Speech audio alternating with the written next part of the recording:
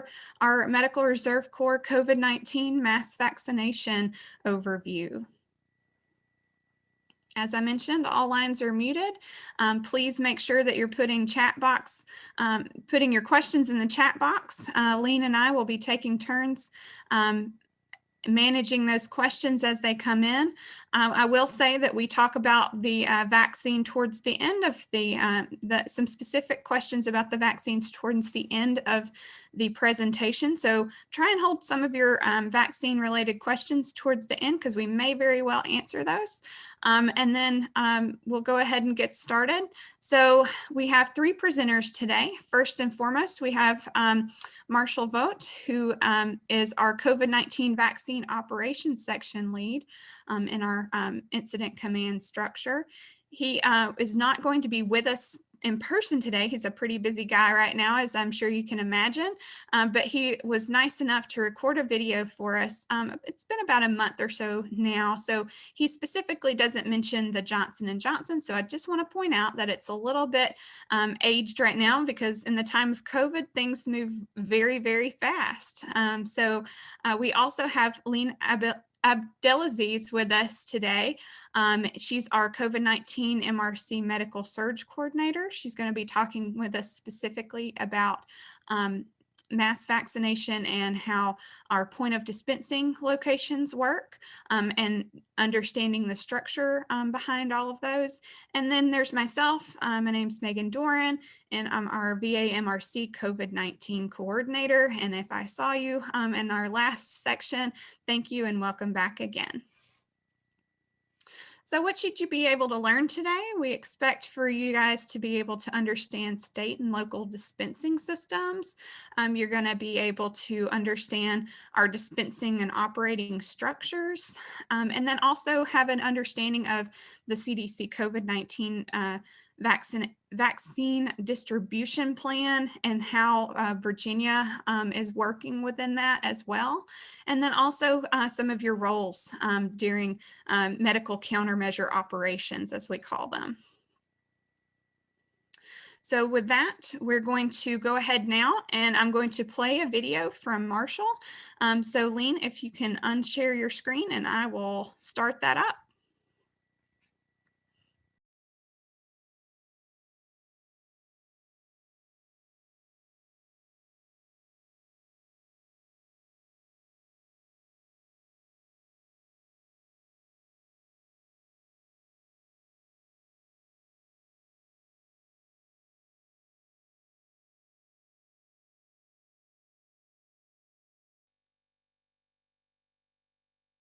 Today, and thank you for letting me talk to you a little bit about what you are going to be helping to volunteer with, and we appreciate you helping to volunteer with this massive vaccination effort that Virginia is undertaking for COVID-19.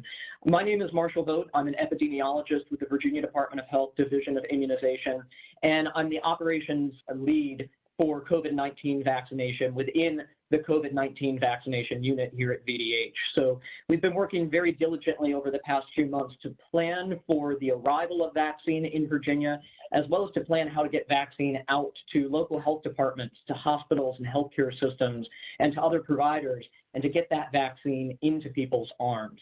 And again, you as MRC volunteers are critical components of our vaccination campaign. And so again, I thank you for all of the work that you're willing to do and all of the work that you will do as we take on this mammoth task.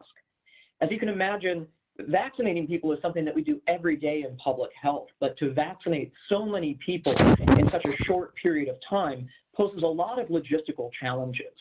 We know that there are several delivery methods that we can use for COVID-19 vaccine, and so we're trying to take advantage and continue to update our plans and revise our operational strategies here in Virginia to take advantage of those. And those are hospitals and healthcare systems, pharmacies, private providers, local health departments, and then mass vaccination clinics, sites where we could have a large number of people come while still respecting social distancing, of course, and receive a vaccine. And what's complicated about this is that it's a lot different from how we've done mass vaccination, say, for flu clinics or even during the H1N1 pandemic. One, we know that COVID cases are continuing to surge across the state, and so it makes it very difficult to deliver vaccine when we already have a very stressed healthcare system, and many of the people that would be delivering vaccine are healthcare providers that are helping to take care of COVID-19 patients. In addition, the two leading vaccine candidates that we have right now require 2 doses, and they can't be interchanged, which means that not only do we have to get people to come to us once for a vaccine, we have to get them to come back within the right period of time and get the same kind of vaccine product again. And of course, it's very difficult to get a large number of people together and administer a vaccine when we know that COVID spreads very easily, especially in closed environments where people are not able to socially distance from one another. There's lots of challenges for the COVID-19 vaccination program, but we know that it really is the key to ending the pandemic, and we're committed to working together to get vaccine to Virginians and people across the United States and across the world in order to stop this pandemic. You've probably heard about a couple of the vaccines that are being used for COVID-19 vaccination. Right now in Virginia, we're using 2 vaccines, one made by Pfizer and one made by Moderna.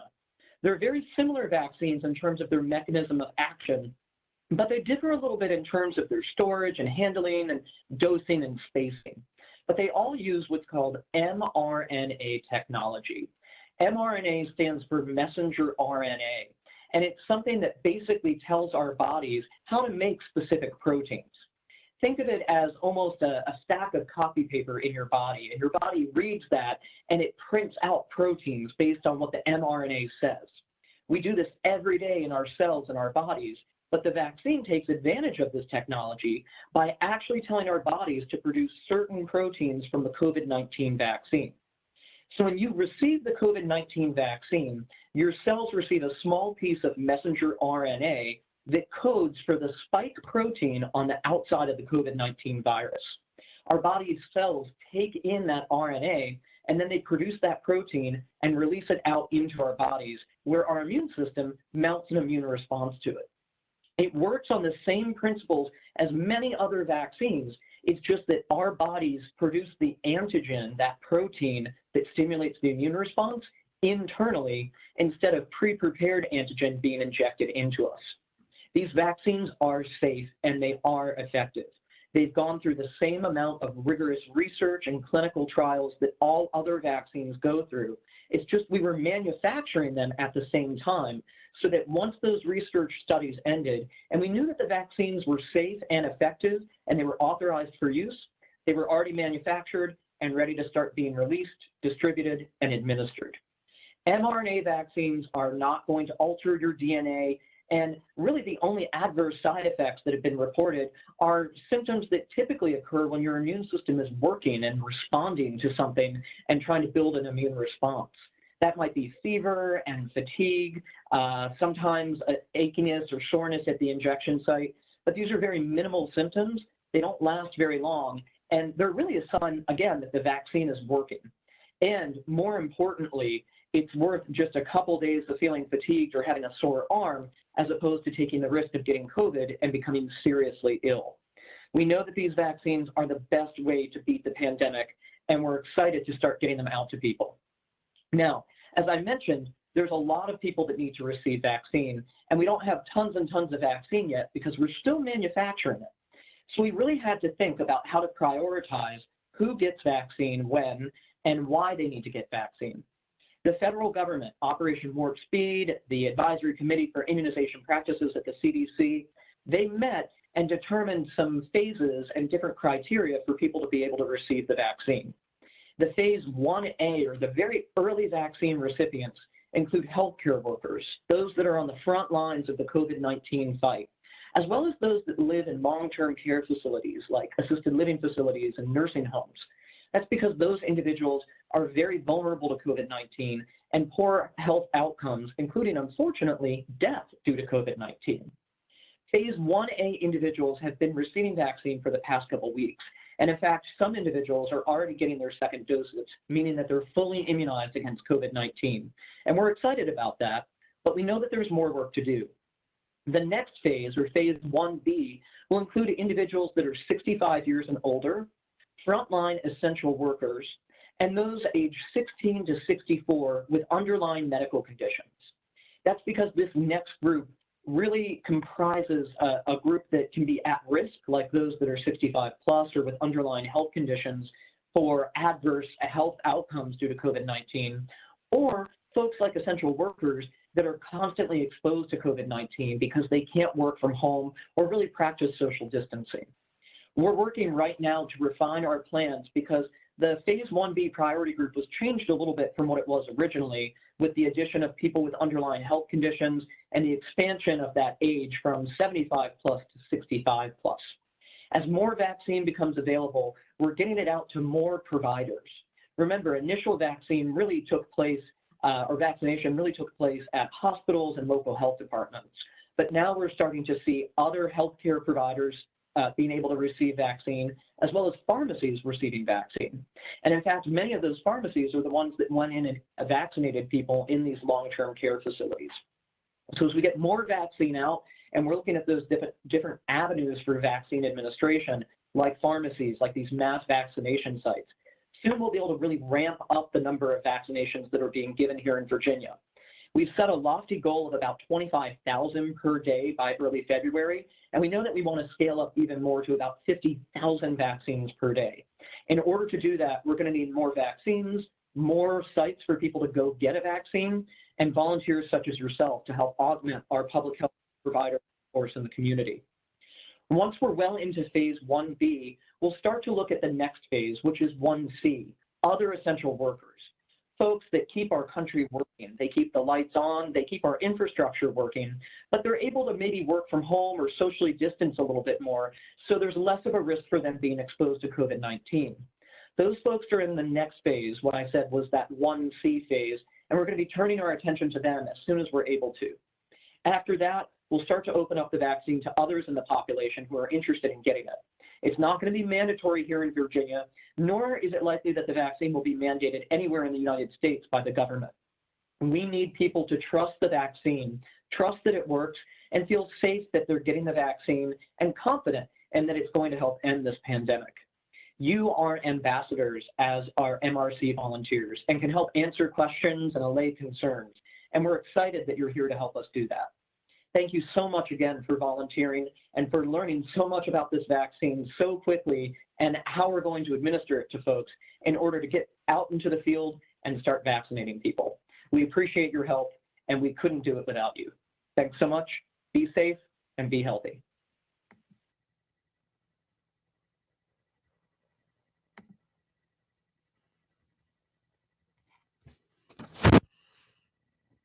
So with that, that's a word from Marshall, and Lean is pulling up our presentation once more, and then she is going to take it away from there.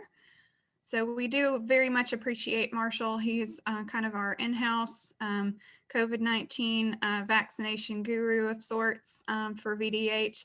So we're excited that you guys are able to be able to see that recording from him. Again, it's a little bit dated. It was recorded in late January, so we will be going over more specifics that are a bit more up to date towards the end or middle of the training today. So if you have specific questions that relate to things like Johnson & Johnson, et cetera, let us know, and we can certainly answer those in the chat, and we'll be sure to message that out once we get to that point. I see a question about whether that is publicly available from Marshall.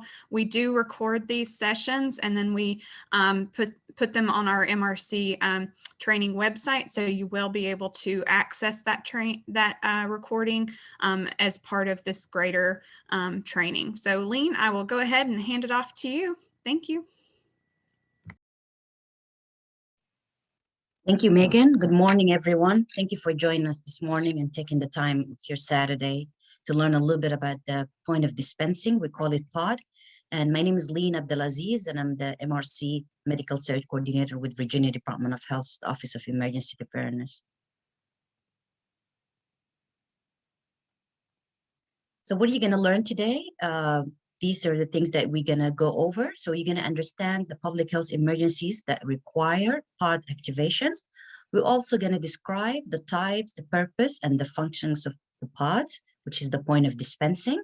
Also, we're going to talk about pod operation, the function of different pod groups, roles, and responsibility for you as volunteers. So what a public health emergency? So when we say a public health emergency, we mean the ability to provide medical countermeasures in support of treatment or prophylaxis to the identified population in accordance with the public health guidelines and or recommendations. So what do we mean by that? That when we say that there's a public health emergency, that means that we need to quickly provide medical countermeasures in support to that population. With COVID-19 is a little bit different because the affected population is the whole population. Normally, a public health emergency could be a small incident at the local level that we need to quickly activate the medical countermeasure dispensing operation. So what are some of the dispensing scenarios that we normally activate our medical, I'm going to call it MCM, so our medical countermeasure dispensing operation. So we have so many different scenarios that we activate that operation. We have a public health event, we call it natural, meaning that either natural occurring diseases or novel or emerging infection diseases, for example, like the corona.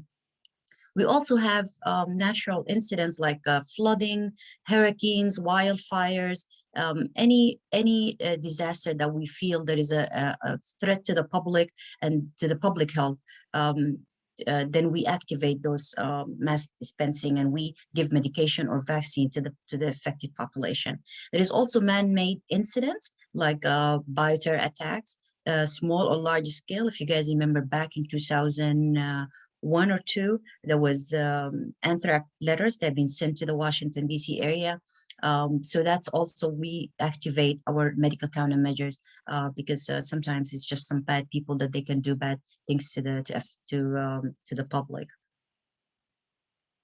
So these are some of the public health scenarios that we as state localities we plan for, even though we know some of these are not in the population anymore, but we know that bad people can do it at their labs or whatever. So we make sure that we're ready to activate and respond to those. These are some of the required by the federal government at the state and localities to plan for and be ready to respond. So this is the response time in general. The response time changes from time to time, from incident to incident. You can see here that the incident occurs, as I said earlier, at the local level. I'm talking from left to right. So the incidents occur here at the local level. A decision will be made to dispense the countermeasures. And normally the decision, we leave it to the local health department. Local health director normally is the one responsible to let us know at the state level there is an incident occur, and he can make the decision, or she, to activate the medical countermeasures. Then all the logistic behind will happen. We start contacting the federal government, let them know, the CDC, HHS, we let them know there is an incident and we need the medical countermeasures. So we start deploying pod kits. We start, logistic stuff behind doors. We receive probably an alert. There is a pod activation. Then you start checking in, receive the briefing. We start receiving the medication with SNS, which is stand for the Strategic National Stockpile. This is the stockpile that the federal government has all the medication stored in different locations throughout the United States. And then we open the pod. This operation normally takes about 48 hours from the minute that we know there is an activation decision that has been made. We normally have to be ready within 48 hours. This is required, and we're ready. We already have our plans, we trained, we exercise, and we know that we can deliver it in 48 hours to activate the pod. So as I said earlier, the health department initial action normally comes from the health director. We call it the public health incident commander. At the COVID time, it's a little bit different because the health commissioner is now the incident commander because of the COVID-19 affected the whole United States, but also whole Virginia. So that's why the incident commander is at the top level from the state, with which is the health commissioner. But this is a typical incident. If there's typical incident localities, then the health director at the local level will presume the public health incident command. They will initiate what we call the unified command. They request the support from the cooperating agencies, the different agencies, because we can't do this ourselves. We have to cooperate with different agencies, private or public agencies, to help us activate such a big mission. And then they determine the dispensing protocol. What we mean by that, from incident to the incident, we have different dispensing protocol that we follow. I'll go through it in the next few slides. All right, so what's a pod? I've been saying pod for the past minute or two. So pod is a point of dispensing. This is a point of dispensing that is fixed. It's already been identified in a public facility, which medical countermeasures, MCM, are given to the people to respond to a public health threat or an emergency. So these pod location is already identified by each health department or health district. We know where exactly those locations are. We trained our folks to be ready to go to those locations. We have agreements with those locations, because a lot of these locations could be in a public school or in a private or in a public gym or a parking lot of locations. So we know those locations. We already contacted those people and we have agreements with them that once we say there is a public health emergency, we can use those facilities to give medical countermeasures to the public. And the primary goal of a pod, normally we triage and medicate. And then the secondary is behavioral health and record keeping. And we also public information. We want to decrease the number of the sick or people might get sick. We're not there to treat people. Normally, if people show up sick, we send them to the appropriate place or hospital. At a pod, we normally want to make sure that people who've been exposed, that they don't get sick. So that's why we quickly give them the medical countermeasures, the appropriate medical countermeasures. So what's the difference between a pod and a clinic? A clinic is normally you go as an individual. It's a very individual focus. You go, they go through your medical history, your exams. So they take their time with you when you go to a clinic. It's a little bit time consuming. And if there's a transfer or there's a referral, they transfer you or refer you to a traditional, another medical professional, and it's normally set in a traditional healthcare setting, a clinic or a hospital or an urgent care, a place that is actually people know this is a healthcare setting. A pod is a little bit different. There's no exams. It's very limited records, and it's population focused. We want to make sure to give pills or vaccines to as many people as we could. So we're focusing more on a population base more than an individual. And we process the clients as quick as possible because we want to get as many people. It's an emergency. We want to give shots or give pills to as many people as we could to make sure to protect the public. And as I said earlier, it's normally community-based, non-traditional healthcare setting. We have contracts with schools, with churches, with big universities, where we can use their gymnasium, or we can use their open place to give the medication or the vaccines to the public. And as I said earlier, there is two types of pods. There is medical and non-medical. I'll go through it when we get to that slide. So there is two types of pods, non-medical model and medical model. And these, when I said earlier, dispensing scenarios, these are the two dispensing modalities. Medical one, which is we give non-medical, my apologies, non-medical, we give oral antibiotics. There is no medical license required. Anybody, any volunteers can give, if they train, they know how to, they can give the medication to the public. And we dispense it normally to what we call the head of household, meaning one person from that family can come in and pick up the medications for everybody in that household. We don't require everybody to show up to the pod, and it's a very minimal paperwork. We just ask for their names, if they have any allergy, and their date of birth, and then we give antibiotics. The medical pod is a little bit different. As you can tell, this is vaccine, so people need to be to come in to get their vaccine. We need medical license required. Megan later on will go over what type of who can give the vaccine for COVID-19. And each member, as I said, from the household need to come into the pod to get their vaccines. So what's some of the roles of the state? When I mean the state, I mean the Virginia Department of Health, or localities, which is the local health department. There is so many roles and responsibility throughout the year that those agencies to be ready and prepared to respond to an emergency. But I'm just going to give you a few examples. So for the state, at the state level, we normally VDH, receive, unpack and store and secure the medication or the vaccine, and then distribute to the local jurisdiction and other state governments.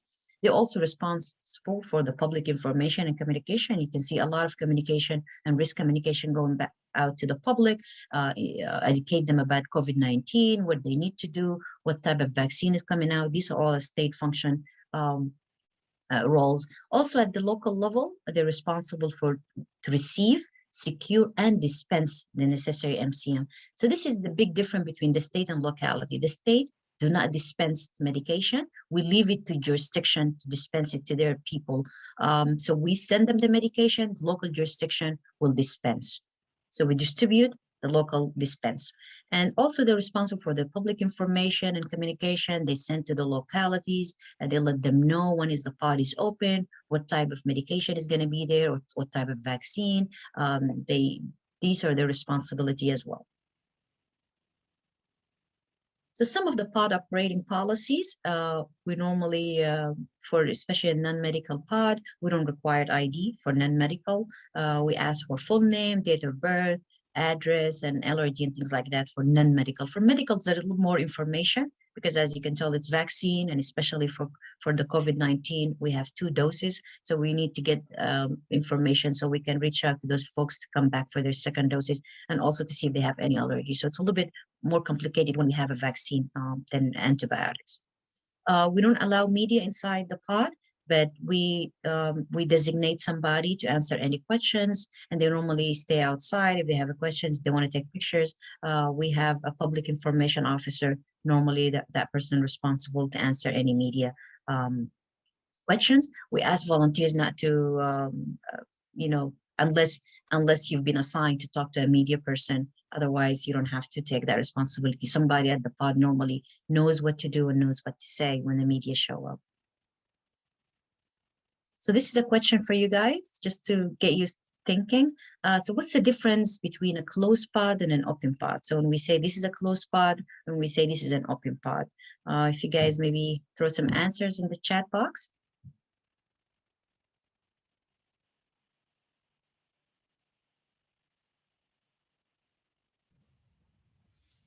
So it looks like one person asked the question of whether or not closed requires appointment. Someone said indoor versus outdoor.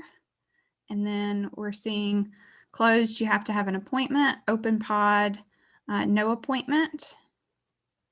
So for some of the answers there. Yeah, thank you, Megan. These are mostly correct. You're right. So a closed or a private pod, they actually by appointment. And when we mean by closed, it's mean like closed, that's meaning a certain population can only get into that pod. For example, you see these days, it's for elderly and essential personnel. They can go get the vaccine. So this is a closed pod because nobody can just show up to that pod and get vaccine. So we have to make an appointment for people to come in. Another thing with the closed pod or private pod, we have some agreements with, so close a private pod, they use their own resources of that partner organization to get up the pod running and dispense medication or vaccines to their own people in their own facilities. What I mean by that, we have some agreements with different, throughout the state of Virginia for those private pod to be functioning. For example, we have agreements with the different military bases throughout the Virginia. We send them the vaccine or the medication, and they can take care of their own people and the family of those of military personnel. So we send them the medication. They set up their own pod inside the facility, and they give the medication to their own people. Also, different hospitals around the state, we send them the vaccines. We send them the medication. They go ahead and take care of their own people and people who residents of that facility. If it's a long-term care facility, if it's a nursing home, this is what we mean it by a private pod. Also, there's some big companies we have some agreement with, like for example, Dominion Power. These we call them kind of essential personnel. We cannot live without power, so we make sure to send them the medication and the vaccines to their facilities so they can dispense it to their own people. So these agreements we work throughout the year, throughout the past years to set it up. So when time like this, when it comes, we are ready. When we have a close pod, a private agreement with those, these actually folks, we can feel a breathe that they've been taking care of it, and we don't have to worry about it when we open it to the public, when we open to the pod. With the COVID-19 is a little bit different because we have it on phases. So now the phases that is right now, it's a closed pod because, as I said, it's for a certain population that they can come in and get the vaccines. When we're ready to open it to everybody, this is what we call it an open pod, which is open to everyone, no restriction who can go in, no appointments are needed. They're located in the pre-identified community-based facilities. The risk communication messages will be going out to the public. There is a pod location open in this high school or in this gym or in this parking lot. So this information will open when we have it and when we're ready to open it to the public, everybody can come in without an appointment. So as I said here, some examples of closed pod and open pods, government examples, departments, like Department of Social Services, department, you name it, all the departments we have agreements with that we can send them their vaccine or their medication. They can take care of their own people, the jails also. And then the police as well, you know, we send it to the local police or fire or EMS, they can take care of their own people. And then hospitals, churches, some churches, big churches we have agreement with, and then some big companies as well. Open pod, the sites are normally like public schools, sport arenas, gymnasium, community centers. We have what we call it a drive-through pod. You can come in through with your car, get the shot and leave, or you get your pills and leave. And then there is the mass vaccination clinics. And there are also pharmacists. We have some agreements with some pharmacists. When we're ready to open to the public, we're going to use those pharmacists to give vaccines to the public. So here talking about pod operations, as I said earlier, the primary goal is to medicate and educate the folks. There is you greet and screen the people when they come in. We give them a form so they can review and then fill out, and then we dispense medication, which is pills, or we vaccinate if it's a vaccination pod. So I'm going to go over different pod roles. Just keep in mind those roles actually, it could be assigned to volunteers as well. So it's not just the folks or staff who work at the health department. These different positions or roles you can be assigned to if you're ready and you have the training and you feel comfortable to play that role. So pod command staff, the command staff at the top level of the pod, they to coordinate.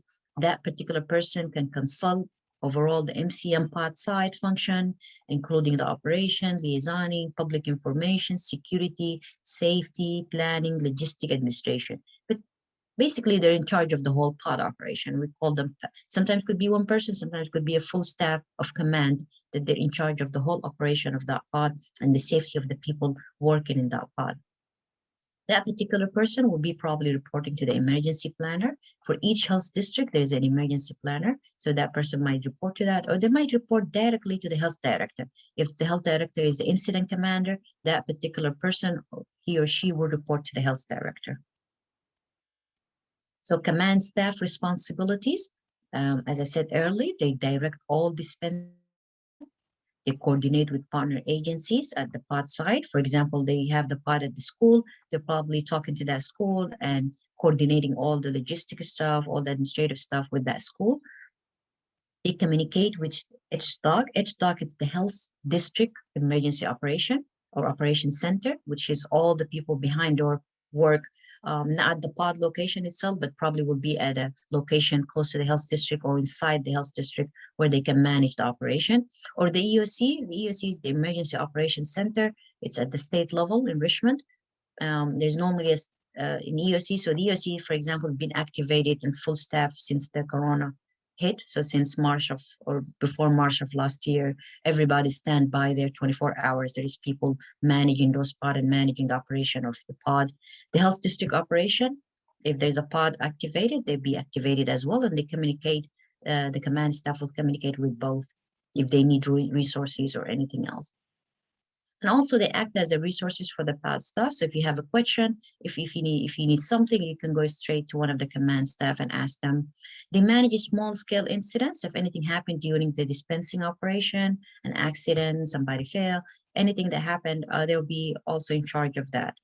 And then at the end, they make sure to ensure the safety of the pod staff and clients who go through the pod. Part of the command staff, we normally have what we call it a safety officer, or sometimes they call them biosafety officer, and sometimes will be two. There'll be a safety officer who handle the safety issues, and biosafety officer who handle like a reaction to medication or reaction to a vaccine or some sort of that. So what the job description for that particular person? They monitor the clinic operation and advise the clinic point of dispensing supervisor in all matters relating to safety, including the health and safety of the clinical personnel and the clients. Well, we call them clients, the people who come in to get the medication or the vaccines. And their access and anticipate any hazards. So if they see anything that might not be something that might cause any hazards or might be not safe, they make sure to take care of that. And that particular person would be probably reporting to the pod manager or the clinical supervisor if there is a clinical supervisor. The reason why I say might be or might not be because the pod operation is different from time to time. So for example, a pod operation could be just for 100 people, so the staff will be less. Sometimes we have pod that we want to give vaccine or medication to 1,000 people, so that pod operation will be, the command staff will be larger, and the staff who works in that pod will be more. So it might be a biosafety and a safety officer, it might be 1 or 2, it might be 3 people doing that role. So it depends on the size of the pod operation. So pod unit leaders, they're also part of the command staff. So they're normally in charge of a unit or a team. They oversee that operation of that particular team or that particular unit. They give briefings, they update team members, they ensure also the safety and well-being of everybody. Safety is our #1 priority for all pod operation. If we feel there is something hazard, we can stop the operation right away. The command staff can make that decision to stop the operation if they feel like there's something unsafe to the staff or to the well-being of the clients who come through. Unit leaders, normally they report to the command staff up top or an emergency planner or the health director. I'll show you guys an example of how that's set up in a structure.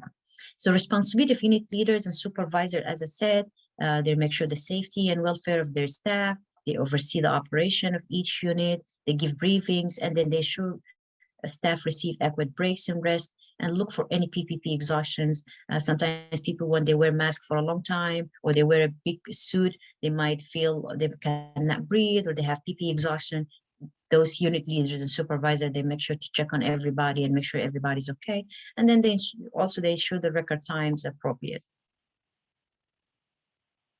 So here a pod structure example. So guys, you can see where those folks that I just mentioned, they fitting. So you can see the pod manager on top. The public information officer, as I said earlier, that's somebody normally from the health department or health district will manage that because they manage the media, they manage anybody who asks questions in terms of information and they're gonna want to get information. You can see here the safety officer. Sometimes it could be only one person who's doing the both, and sometimes it could be one safety officer and one biosafety officer. They report directly to the pod manager. You can see the different unit leaders in red. And then the teams will be underneath each unit leader.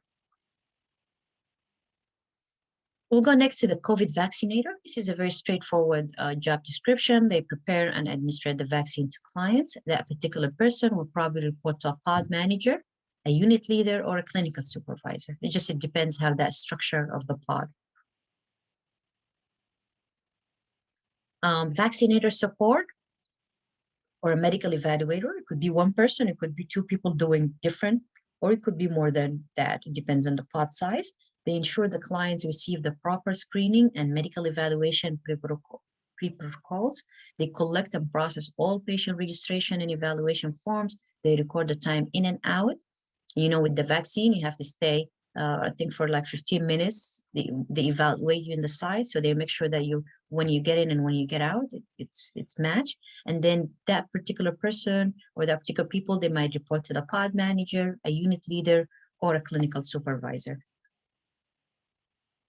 So you can see where they're sitting. A clinical supervisor, there's a vaccinators, and there's a vaccinator assistant. They probably help them with the forms or making sure the forms are correct. And then they're normally a medical evaluation person who will be seeing the people that they already got the vaccine. They'll be probably sitting on the side, watch them or evaluate them for about 15 minutes to make sure that they're okay before they let them go. This team can expand. It might be 10 vaccinators, it might be 12, it might be 15, it might be 100 vaccinators in that. You might have sometimes 2 only vaccinator assistants that they help with the forms. A medical evaluation could be 1, 2, 3, 10. All it depends on the size of the pod. So this is a question for you guys to think a little bit.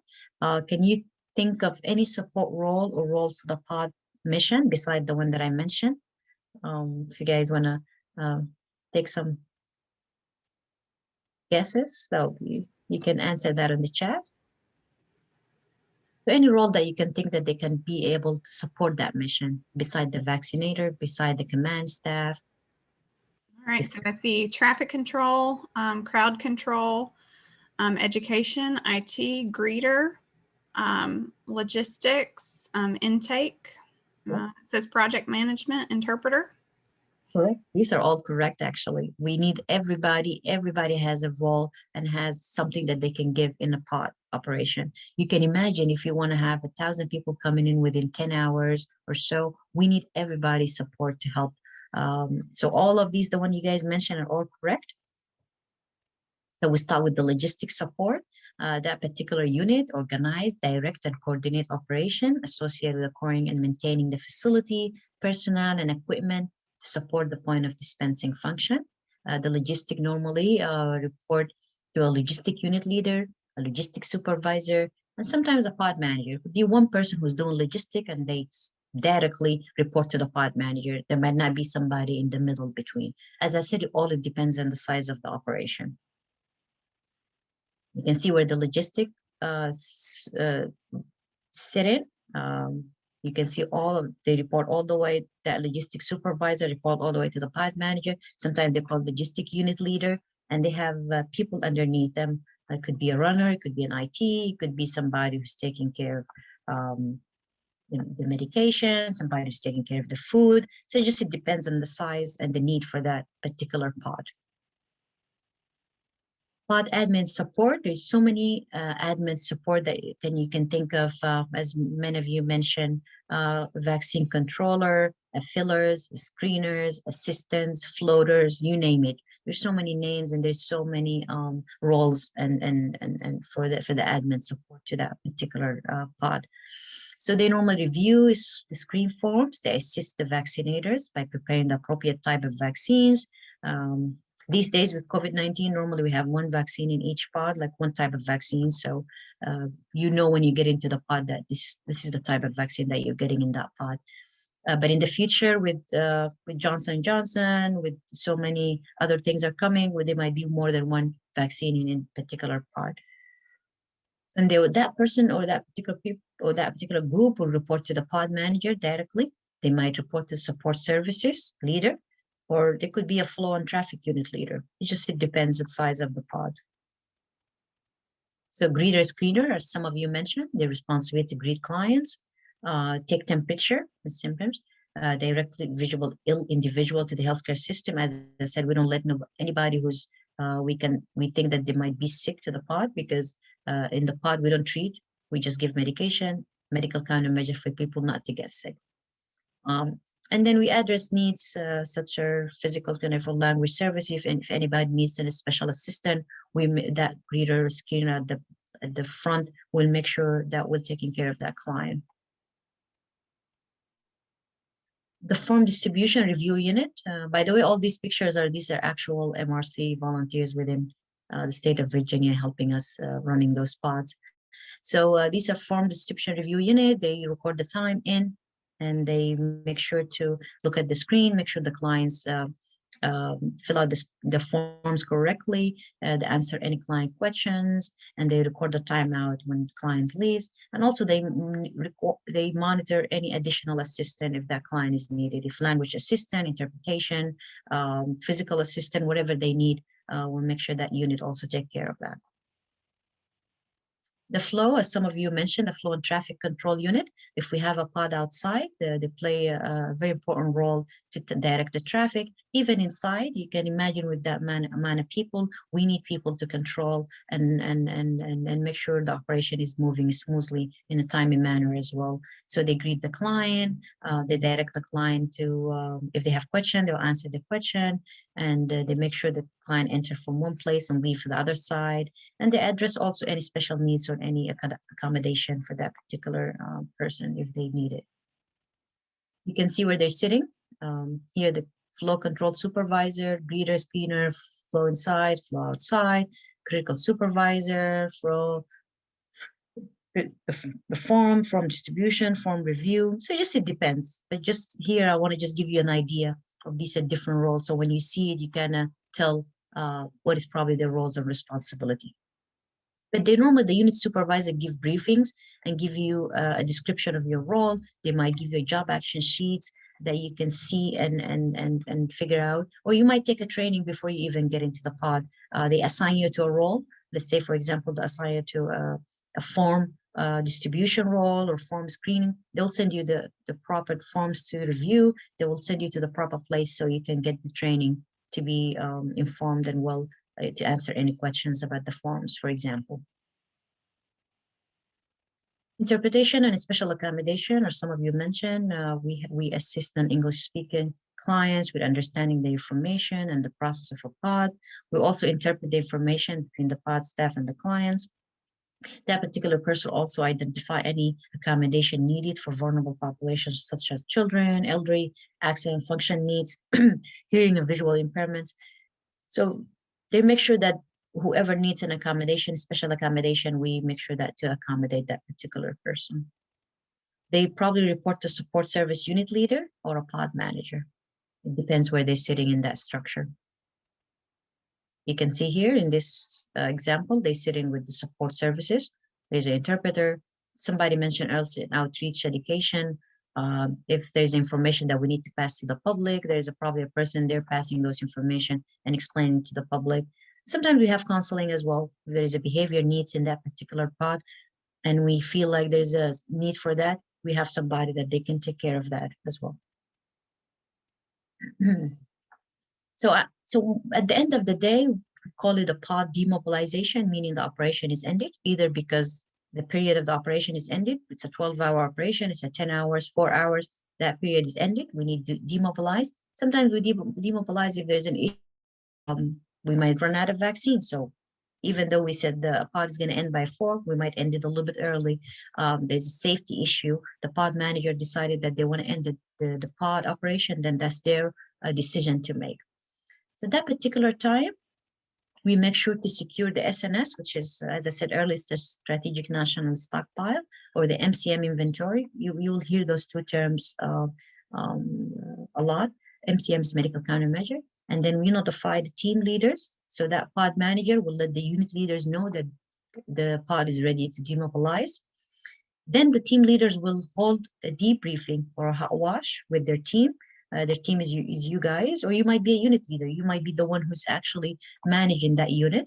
So you'll give a briefing, a debriefing. We call it a hot wash. A hot wash is actually, you sit as a team, they ask you what went well, and you tell them the success areas. And then you tell them also the areas of improvement.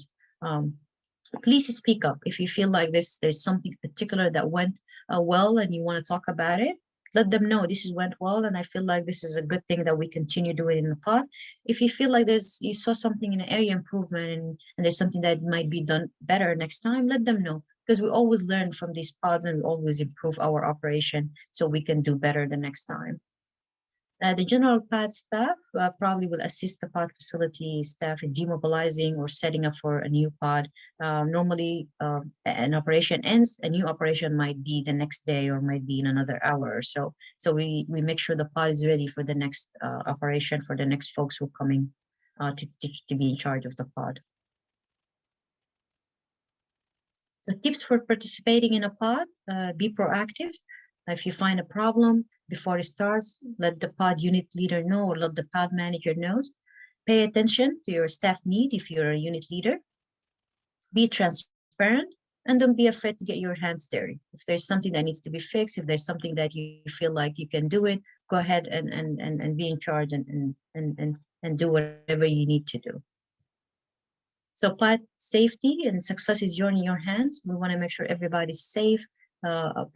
You as a volunteer, the staff, and also any clients who come through. It's your responsibility of each person to make sure that they're safe and use the information that they provided. Safety consideration, you guys 911 if you event of any medical emergency, provide CPR already if you already trained and have a CPR certification, and then inform your ICS supervisor or your safety officer if you see any injury or safety issue. And then everyone has a role. Look for the people who you work with, see if they have any sign of exhaustion, PPE exhaustion, or they're tired or they need a break. We want to take care of everybody, and we work as a team to take care of everybody's safety and well-being. We want to make sure that you're okay. If you see something, please say something. All right, so I think that's the end of my presentation. If you guys have any questions, you can post it in the chat.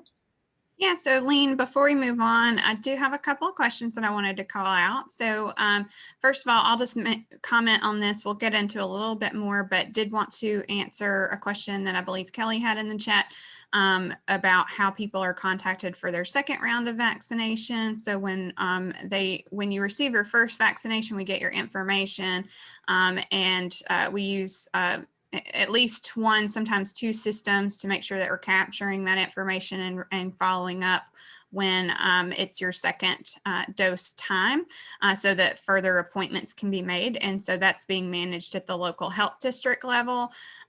Someone asked Lean what SNS stands for, if you want to take that one. Sure. The Strategic National Stockpile, it's a federal stockpile of medications and pharmaceuticals things and hospital stuff that the federal government, what I mean by the federal government, I mean HHS, which is the Department of Health and Human Services, is under ASPR, which is the Assistance for Preparedness and Response. They have warehouses throughout the United States where they place medications and PPE and different things that the hospitals might need, beds and different stuff that we keep or they keep in a secure location throughout the United States. And when we need them at the state or local level, we contact HHS and we let them know that for ASPR, which is the Assistance for Preparedness and Response, we let them know that we need a particular thing or we need the whole SNS containers. Those SNS, they can come in beginning of this program back in 2002, 2001, they used to come in within 12 hours. Now they can come in within 6 to 8 hours when requested. So if we call HHS and let them know that we need something, we can receive it within 6 to 8 hours. They can come by airplane, they can come by train. It depends where is that particular warehouse is or how close to the state. The SNS, normally we use it in all different type of public health emergencies, but for COVID-19 is a little bit different because the vaccines are coming straight from the manufacturers, pharmaceutical companies, so they come straight to the state. So here, the Strategic National Stockpile were not activated during Corona viruses. It might be activated for the wildfire, for example, in California, or what happened in Texas with the snow. So to support the states in terms of their medical needs and their mission. I hope that I answered that question.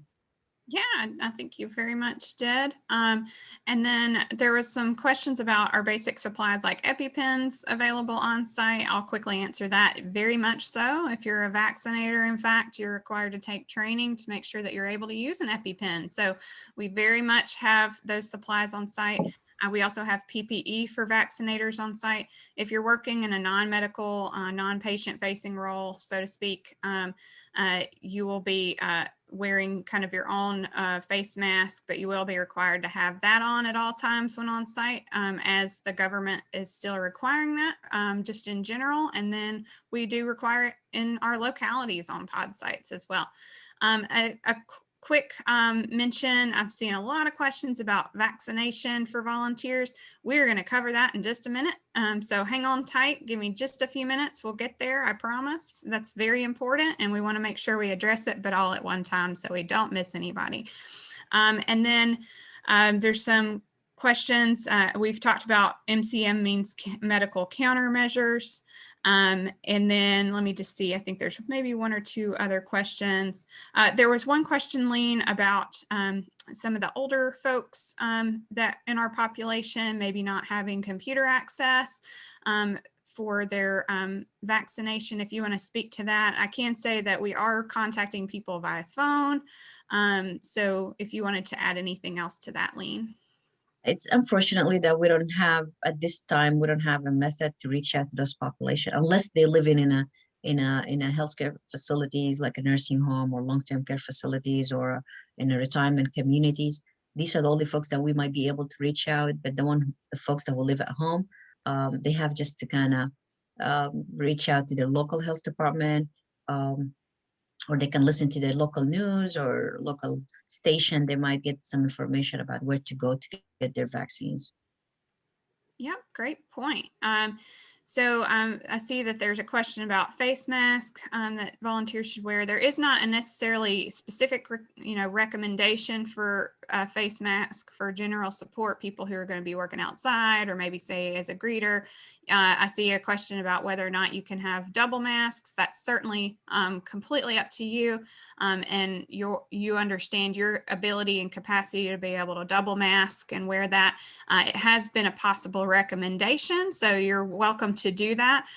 We don't necessarily turn people away for just wearing the one mask though, but we do require the one mask at bare minimum. So please make sure that you are showing up with a mask on, otherwise that may become a problem for you. So with that, I think that's the main questions that we had. I do want to just add to the point that you made, Lean, about our kind of elderly population. We are, of course, from our specific perspective with the Department of Health, we do very much understand and appreciate the fact that we have lots of different people in our community, and our social determinants of health impact those groups. So we have a heightened awareness of where those groups are and methods of trying to how to reach out to them. This is not necessarily the first time that we've had to try and work with different communities and different backgrounds of folks, depending on age, or health status, et cetera, to be able to reach them. So we do have ways that we can contact individuals, and we are being innovative in our approaches. But this is a mass vaccination campaign, so we still are trying to utilize all of those tools to be able to have people also sign up online, et cetera. But we want to make sure that we're clear that we are looking at all varieties of being able to respond to those needs. So anything else that you had further, Verlene? No, I'm here. If anybody has a question, I'll be online here. Thank you, guys, and we'll look forward to have you in those spots and those different positions. And don't be afraid. If you feel like you're a unit, you can be a unity leader. You can be a supervisor. Go ahead and let them know that you have capacity and the trainings that to lead a pod. So thank you all, and I'll be here. Great, thank you so much. So Lean, if you mind moving to the next slide, please. So we're going to get into COVID vaccination now, specific. I have my vaccine vial earrings on and we're ready to go. We so appreciate you, Lean, going over the logistics of pods in general, and more specifics of COVID are on their way. So next slide, please. So as I mentioned earlier, plans are underway at both the federal and state levels. They're constantly changing, as I'm sure you all are fully aware if you've been watching the media at all in the last few months. Finalization of the specifics all depend on the approval of the vaccines by the FDA. So as you well know, and we'll get into this more specifically in just a moment, there have been 3 that have reached that approval by the FDA and are considered under emergency use authorization.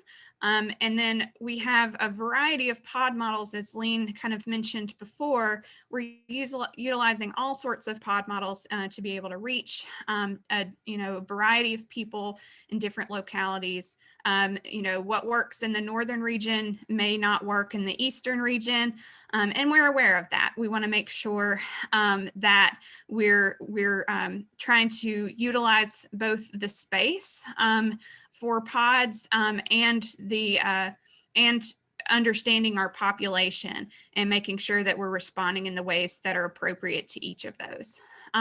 The Medical Reserve Corps is going to serve a very important critical role in the vaccine administration and distribution efforts. We've already been doing so, and we will continue to do so, especially in the couple of coming months. So we do, as you've probably heard on the news recently, we do have some specific dates in mind now, especially with President Biden issuing some of his statements about wanting to make sure that everyone is able to receive the vaccine, at least the first initial dose, by the end of May. So we have, of course, taken those timelines into consideration, and frankly, we're working towards those goals already before they were announced. So next slide, please. So I did wanted to show this quick little slide.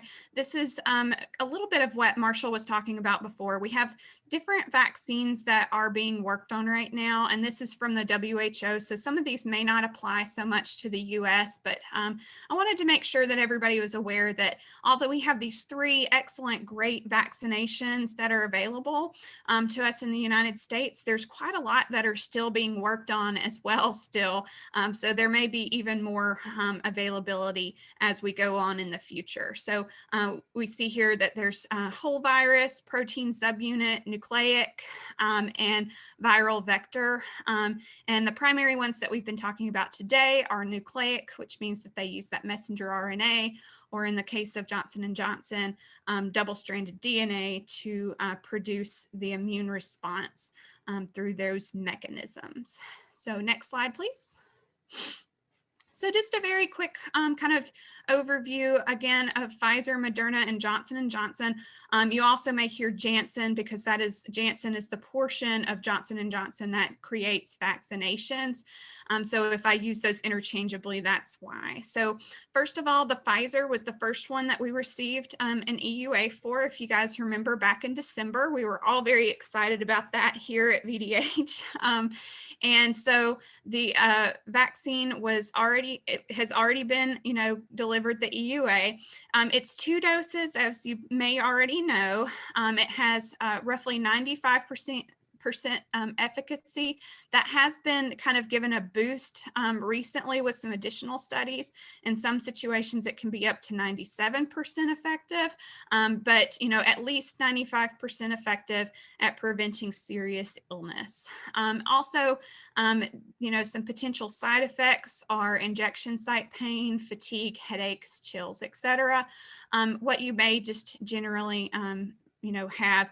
And then the second dose, those potential side effects are often a little bit more, I would say, severe or more pronounced, I guess would be a better word. Moderna is similar to that. It still uses that mRNA kind of sequencing to utilize in the process of the vaccination. It's also 2 doses, but it's delivered 28 days apart or 4 weeks apart.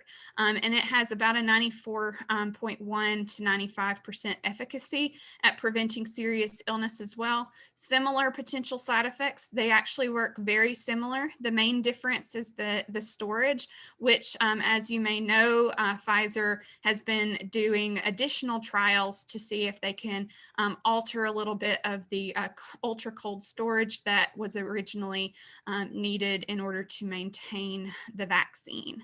The most recent one of all of these is the Johnson & Johnson or Janssen vaccine, which is a 1-dose vaccine. It's been proven to be 72 to 85% effective at preventing severe illness, and it has similar side effects, but it uses a little bit different of a mechanism. It uses DNA for those kind of spike proteins. It does not alter DNA. I want to make sure that I'm clear about that, but it uses the DNA rather than the messenger RNA that the Pfizer and the Moderna use. It's actually, and Moderna and Johnson & Johnson are actually a little bit easier to store. And the Johnson & Johnson is, of course, the one-dose vaccine. There are some trials that are being done right now to see if a second dose would boost the efficacy of the Johnson & Johnson. But for right now, we're sticking with the one dose until we hear back from the FDA on how all of those trials have panned out. So next slide, please.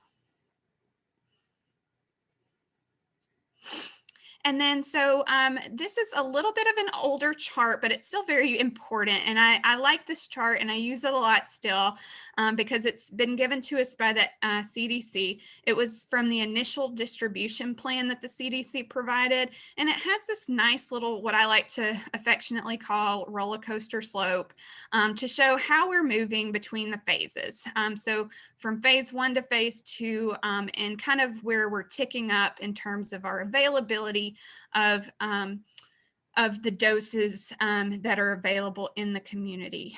So as you can see, we are still kind of in that red oval area of where we have limited amount of doses. We are moving closer now, closer into that phase 2, but we are still considered in the phase 1B category. I do just want to point out that the phase 1A and phase 1B descriptions here on the screen are a little bit different because this was from back in, I believe, October that I've pulled this off. May have been September. So it's a little bit older, but it still gets the point across about how we are moving between the phase 1, phase 2, and ultimately phase 3, which is when we just have continued vaccination for when we're just routinely vaccinating people for COVID-19. Phase 2 is when there's a large number of doses available. And phase 1 is where we're at right now, where we're having to be very strategic due to the limited supply to make sure that we're giving that vaccine out to people who are most at risk of having COVID-19 severe illness and who work in locations that may be of more risk. So which one are we in Virginia? So I just kind of mentioned a little bit. We are currently in phases 1A and 1B. So that means that we are moving along through that phase 1B category, but we're still trying to work to make sure that we're addressing both people that are age 65 and above, people who have underlying medical conditions, people who are living in kind of congregate facilities, and then also frontline essential workers. So as we keep going into the future phases, we hope to include more of those essential workers and expand out. And then of course, phase 2 is when that's fairly widely available and people should not have too much of an issue being able to get a COVID vaccine. And those days are getting closer for sure, but we're still not quite there yet. So we will be sure to message out when we are. So just a couple of frequently asked questions that we have. So one of the questions that was in the chat earlier was having to do with Medical Reserve Corps volunteers and whether or not they are considered to be in phase 1A.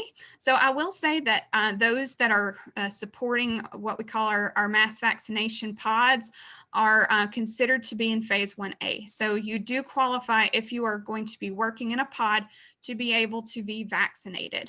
So I will say that a lot of those vaccines are given out towards the end of a pod on the day that you've worked, so that we can make sure that you also don't have any kind of reaction or negative response, because just because you're an MRC doesn't necessarily mean that that we know how you're going to react to a vaccine, right? So we want to make sure that we give that to you when you have time to make sure that you don't have any kind of negative reaction. So those are typically at the end, but you can try and follow up with your MRC unit leaders before you deploy to make sure you you understand when and how you would be vaccinated. They will likely, honestly, probably tell you that before you ask, but just if you don't hear from your MRC unit leader, feel free to follow up with them.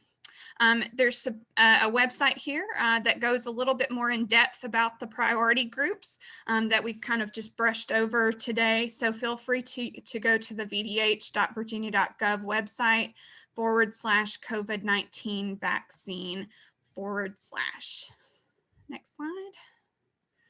And so we do have a copy of the Virginia state plan that has been submitted for review and is being actively used. It's at the same link as we shared before, so that COVID-19 vaccine link, and it's under the resources tab. So you can click on that, you'll be able to see it around the middle of the page, and you should be able to find our full plan there. But it will be a longer, of course, version of what we've been talking about today. So the pod locations, there's often questions about whether or not they're already determined. They are already determined. And then also the timeline is often asked about for when they take place. So pod locations a lot of times have been researched and coordinated for months, sometimes years in advance, depending on what the situation is. And we likely have a good awareness of those already. We do send out whole teams of individuals to be able to research and coordinate to make sure that it's meeting all of the needs for the community that we're aiming to serve. But we don't necessarily make those public. So, and the reason that we do that is for situations like COVID-19 has presented us with, where we're having to give out a specific amount of vaccine and we can't yet invite everyone to get it. We look forward to the day that we can do that, but unfortunately right now we have to adhere to that need. So that being said, the next question we often get is how is data entered into the Virginia VIS system? So vaccination information is usually entered into a system either called VAMS, or now we're often using a system called PrepMod, and my apologies for not adding that here. But we are also using an API system known as PrepMod or VAMS to be able to make those appointments and then also enter in the medical information regarding the vaccine that's been given, so that it is able to transfer over, and so that the CDC and HHS and the Virginia Department of Health can track the number of people that have been vaccinated and then save it to their medical records so that they can access that at a later time. Also another question that we often get is how long after immunization before an immune response begins. So the immune response really starts the moment that you receive the vaccine, but it does take your body a little while to go through that process that Marshall described, kind of that copy paper process that mRNA uses, or in the case of Johnson & Johnson, that the DNA double-stranded DNA process that uses to replicate and make sure that your body is able to fully respond to COVID-19 if it encounters it while you're out in the community. So it does take a little time. It takes about 1 to 2 weeks to be quote unquote, to have that full quote unquote efficacy from the initial vaccination. And then once you receive your second shot, if we're talking about Pfizer or Moderna, it's about 2 weeks beyond that as well. So by the time you've reached week 5 or so for Pfizer from that initial shot, and then week 6 or so for Moderna from that initial shot, or 2 weeks after the Johnson & Johnson shot, you should be feeling the full benefits of those vaccinations in terms of their efficacy. So who can vaccinate? So we have updated the list of vaccinations. I had them listed here before, but we have expanded that quite a bit under a new bill that went through at the end of February called House Bill 2333. It has included both traditional and non-traditional vaccinators. So if you're needing to get more information about that, or you would like to do training for COVID-19 vaccination, you can click on this link here. It will be put on in the chat box momentarily as well. But you're welcome to go to that website and see who all can vaccinate. Again, there is quite a list of people who can vaccinate now. So, you know, that includes, but is not limited to doctors, nurses, LPNs, who are of course nurses, but I'm thinking of RNs, LPNs, nurse practitioners.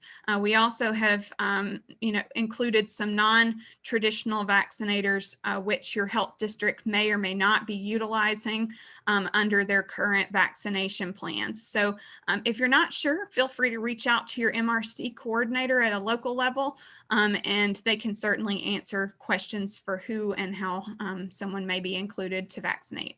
You do have to have a Department of Health professionals license, however, so do know that if you're non-medical, unfortunately, you're not going to be able to vaccinate. I'm sorry, but if you do have that DHP license, you may be included in that group. So there's some additional recommended trainings that you may want to utilize after this. So they're not required, but if you want to know a little bit more about pods and get a little bit deeper dive than even we've kind of given you here today, you're welcome to take the Pod Essential Overview training course in Train, and that train number is listed here, so you're welcome to navigate there. And then for any questions that are related to this presentation today, or any general questions, you can see our contact information here. So for any COVID-19 vaccine related questions or any specific COVID-19 questions, you can email me at covid19@vamrc.org. Or you can send general questions. Let's say if you have a question about your VBHS account or any kind of issues that you're having with Train, etc., you can email those to the VAMRC at vdh.virginia.gov. That being said, we can kind of stop